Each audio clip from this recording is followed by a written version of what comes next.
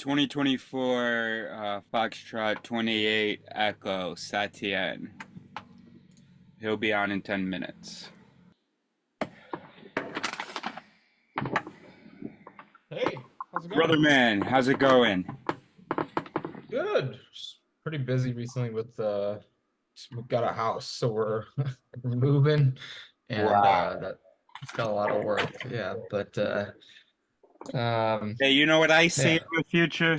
Me parked in the backyard with Neo and taking care of the kids while you guys are away at work.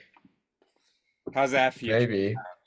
Maybe. Yeah, I think hey, we I think we do want kids, but it'd probably be a couple years at least. So, Yeah. and yeah, whenever you want to come by, dude. If you're in LA, you're gonna make it out here. Gotcha. And when So is your it'll be like wedding?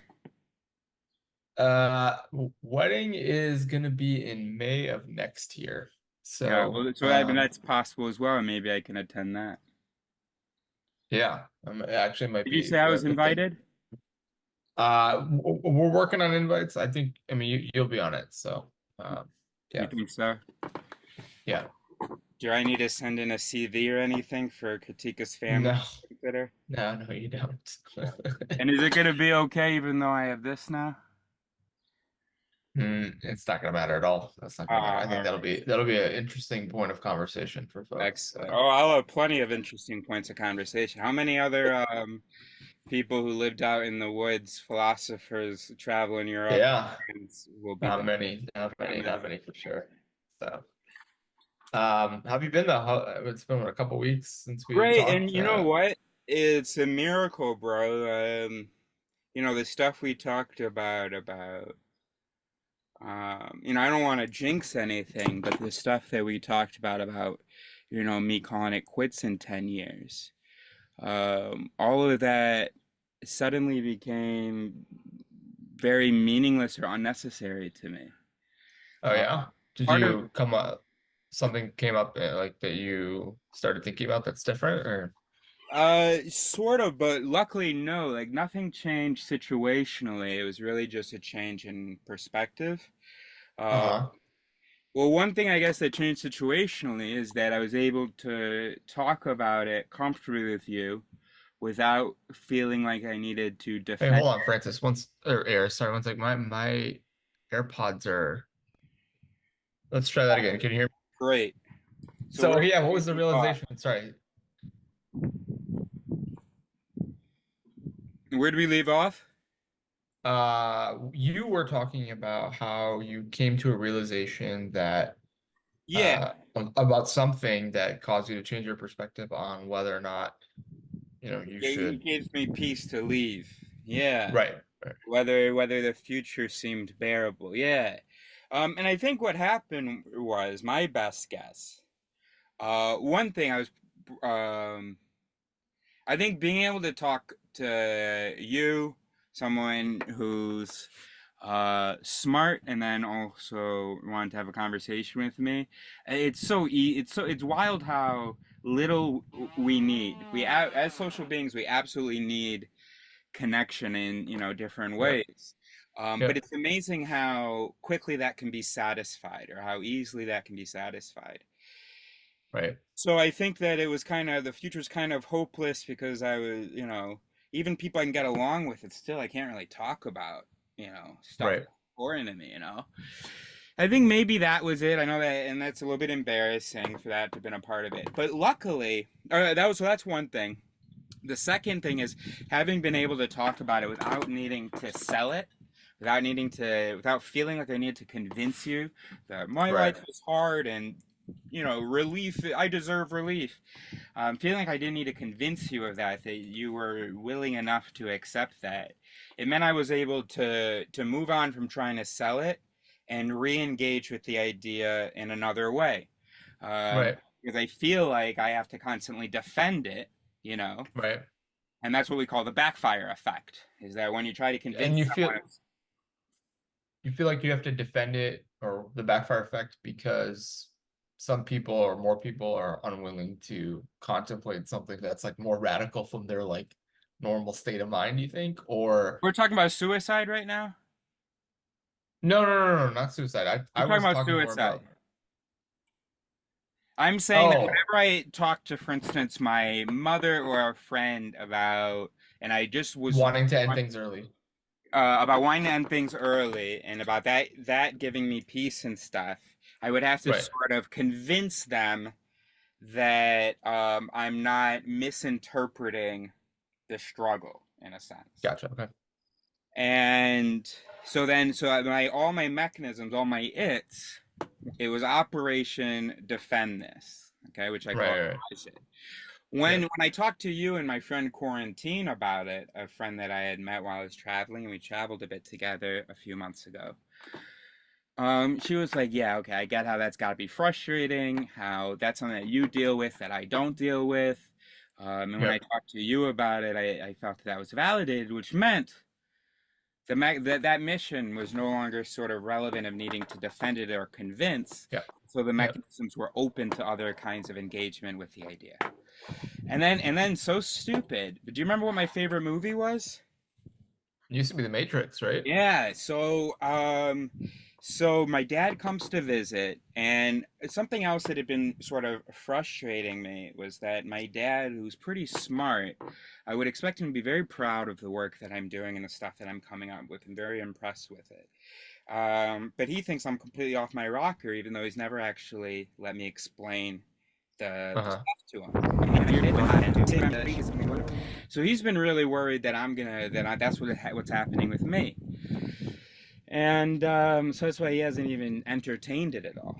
Um, so that's something that Hey, been Eris, yeah.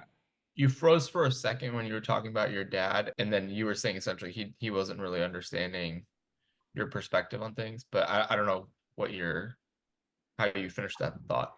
Yeah, he didn't understand it theory. He never gave me a chance to explain it because he thought I was just Okay, gotcha. Okay. Similar to me yeah, though. exactly. So he thought I was going Gotcha. Okay. down some rabbit hole. He doesn't realize that I don't have nearly the confidence that he has. He is someone who's very quick to certainty, and he's very quick to be outraged by anyone who would say something different. I can be outraged when it's like why when it seems wildly unreasonable and I'm not able to figure out how to resolve it. But he has a very low standard of evidence for things, or anyway. So we're Have fundamentally you told him different this? people in that way. Yeah, well, I told him I'm going to write a story, the Frank story, how a certain man learned truth. But It sounds like a story that I would read. Potentially a nice short story, yeah, humor short yeah, story. yeah. So yeah, I don't have the ending in real life, but how it would go is that I would, get him to accept a little humility by accepting that he is just this brain. Anyway, so I accept that. So I'm much less concerned about going down a rabbit hole. But because I'm so humble, I'm of course still concerned that I could be going down a rabbit hole, which is why it's great to be able to talk to you. But anyway, so I Yeah. watched the fourth Matrix, and Uh-huh. seeing this group of people living outside of the Matrix, uh, Hmm. I sort of related to that. I don't live outside of the Matrix. I don't see reality as it is, but Yeah. I do know that I'm in the Matrix. I know that I am a brain constructing representations of reality with Yep. a very sort of tenuous connection to actual reality. Just some Yep. useful enough representations for me to survive. Um, and so I know that my perception, that my judgments, that my programming can't be trusted. I know that I am a program in the matrix. I know I can't leave the Hmm. matrix. The best I can do is know that I'm in the matrix, know that I'm programming, and try to find ways to adjust the programming. Hmm. So anyway, that was very comforting to see the camaraderie and solidarity of the people existing outside the matrix. And even though I don't feel like I found that yet, because most people are like, no, no, no, I'm not programming. No, this is real life, and I'm seeing reality as it is. And when I think something is true, that's because it's true. When I think it's false, that's because it's false, and blah blah. But just imagining other people being out in the real world, or at least knowing that the real world exists and that they don't have access to it. That was very comforting to me. Yep.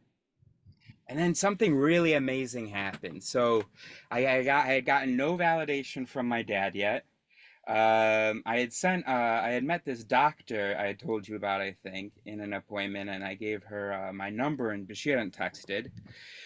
Mhm. So nothing situationally changed, but just because of the movie, I think, and because I had had these conversations with you, where I was able to re-engage with the suicide stuff, Yep. there was this really big change. So I'm making some videos about the change, and I'm like, you know what? I think I might be ready to commit to life, which is a pretty big deal for me, given sort of the amount of time that I've, you know, not wanted it. And then my dad interrupts the video. He comes outside and we start talking. And he kind of hears me for the first time about it Uh-huh. theory. That was kind of cool. He didn't let me explain the whole thing, but it wasn't like a thing where every word that came out of my mouth he was trying to negate it. Interrupt you or stop you or Yeah, anything. and Yeah. negate it. Yeah, and so then I make more videos. I was like, whoa, and that's so great how I that my perspective changed before I got that validation, even though it was just a partial Hmm. validation. And then guess what happens? I'm recording videos about how I want to live and stuff. And the doctor, Yeah. after a month and a half after having gotten my number, sends me a message. Yeah. How wild is that? That is totally wild. And But I'm actually seeing so her today. well, that's awesome. I'm happy for you. The interesting thing is in your like framework of looking at things, right? Like you're thinking you probably don't believe in like fortunate like coincidences or anything like that, right? It was more just it was like a happenstance thing, right? But Hey, it happened to hey, be listen, it man, happened man. I'm a human brain, brother. I have to yeah. believe that that's not a coincidence. Yeah, yeah, maybe Obviously, that's obviously I'm a human brain that knows about human brains, so I have to yeah, believe that, of course, it's just coincidence. I have no evidence to the contrary, right, right. except for Yeah. this profound feeling of meaning and fate. Now, because I know about the brain, Yeah, because I have critical recognition, I know not to take that feeling seriously, but it's right. also okay to go along It's with all it. It's not gonna be the end yeah. of the world if I think today, oh my gosh, clearly there's a sign gonna be together. It's not like I'm gonna kidnap her if she says no. No, I'm just gonna take it as a sign, oh, actually that was wrong. We're not meant to be together. You know?